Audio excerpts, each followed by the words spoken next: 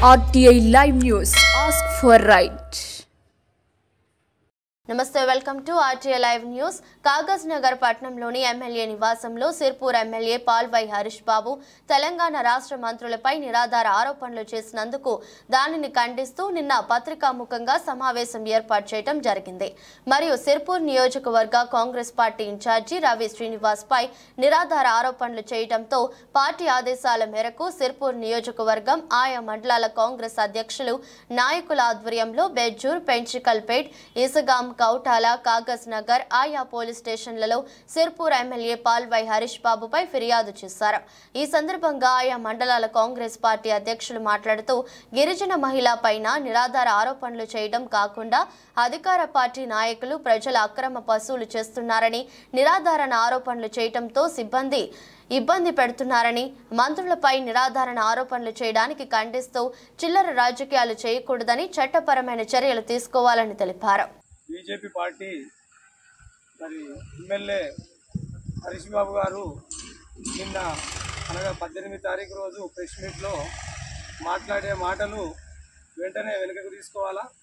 మరి రాహుల్ శ్రీని మీద, మరి మంత్రి గారు సీతక్క మీద అబద్ధపు ఆరోపణలు చేస్తున్నాడు కనుక ఆయన వెంటనే బేషరత్గా ఆయన వెనుకకు తీసుకోవాలి.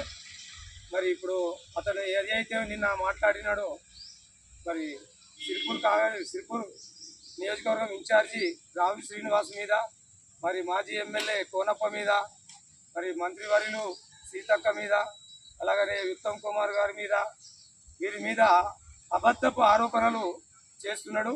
ఆ ఆరోపణలని మార్చుకోవాలి. అతనికి అభివృద్ధి చేత కాకపోతే ఈ ఆరోపణలు చేసుడెందుకు? 10 సంవత్సరాలు బీజేపీ పాలనలో ఉండి ఎలాంటి పనులు చేయలేదు.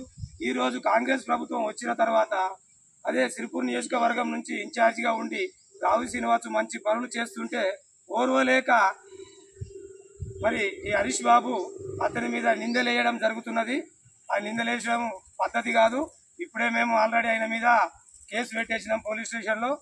మరి అతని మీద ఎఫ్ఐఆర్ చేయమని చెప్పినాం మేము. మరి పోలీసుల మీద మాకు నమ్మకం ఉన్నది, వాళ్ళు ఖచ్చితంగా వాళ్ళు కేసు చేస్తారని నమ్ముతున్నాం. హరీష్ బాబు, నువ్వు ఎప్పుడైనా ఇటువంటి మాటలు మాట్లాడద్దు. నిన్న నువ్వు మాట్లాడిన మాటలు ఆరోపణలు అవి వాస్తవాలు కావు. అందుకే నువ్వు బేషరతుగా నువ్వు క్షమాపణ కాంగ్రెస్ పార్టీ నాయకులకు నువ్వు ఖచ్చితంగా చెప్పాలని మేము డిమాండ్ చేస్తున్నాం.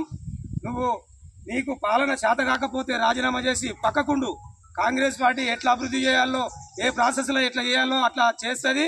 ఖచ్చితంగా ఈ ప్రజలకు న్యాయమైన స్కీములు కానీ, న్యాయమైన డిమాండ్స్ కానీ చేస్తుంది. పనులు చేస్తున్న కాంగ్రెస్ని నువ్వు అట్టిగా బదనాం అవుతావు, కానీ పబ్లిక్లో నువ్వు మంచి పేరు మాత్రం తెచ్చుకోవు. ఎందుకంటే నువ్వు ఈ ఆరోపణలు చేస్తున్నావు. ఇక ఉన్నోళ్ళందరూ మళ్ళీ కాంగ్రెస్లో పోతారు. ఇవన్నీ ఒక 2 ఆరోపణలు కాంగ్రెస్ వాళ్ళ మీద చేస్తే కొంతమంది ఆగుతారేమో అనుకుంటున్నావు, కానీ నీ మాటలు పబ్లిక్ నమ్మరు.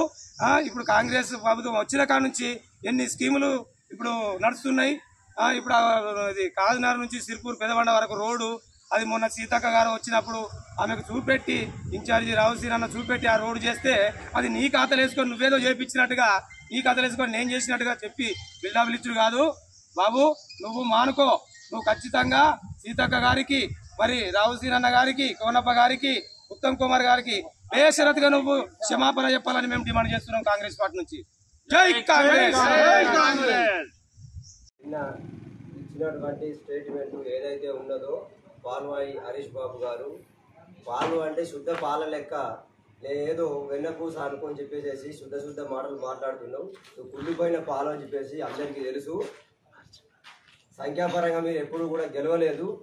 1,02,20,000 చిల్లర ఉన్న ఓట్లు 60,000 ఓట్లకే మీరు పరిమితం అయ్యారంటేనే మీరు ఏ స్థాయిలో ఉన్నారో తెలుసు. ఇంతకుముందు 65,000 ఓట్లు వచ్చినప్పుడు పోతూ క్రమంలో పెరగాలి స్ట్రెంత్, కానీ తగ్గిందంటేనే మీకు అర్థమవుతుంది, ప్రజలకు అందరికి అర్థమవుతుంది. ఏమంటారంటే ఒక భాషలో కన్నతల్లికి పట్టిన అన్నం పెట్టిన వాడు చిన్నతల్లికి బంగారు గాజులు వేసినట్టుగా ఇక్కడి సమస్యలని గాలికి వదిలేసి మొత్తానికి ఎక్కడనో మెదకులో పోయి ఏమో పీకుతా ఉండపిల్లి ఇంతకుముందు వచ్చేసి ఎలక్షన్లలో ఇట్లే మాటలు ఇచ్చిండు.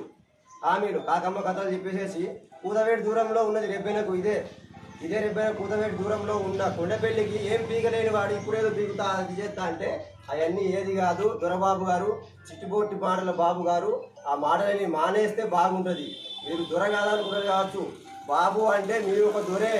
చిట్టుబాబు లెక్క మాట్లాడితే మాత్రము ఈ కాంగ్రెస్ కార్యకర్తలు అస్సలే సహించరు.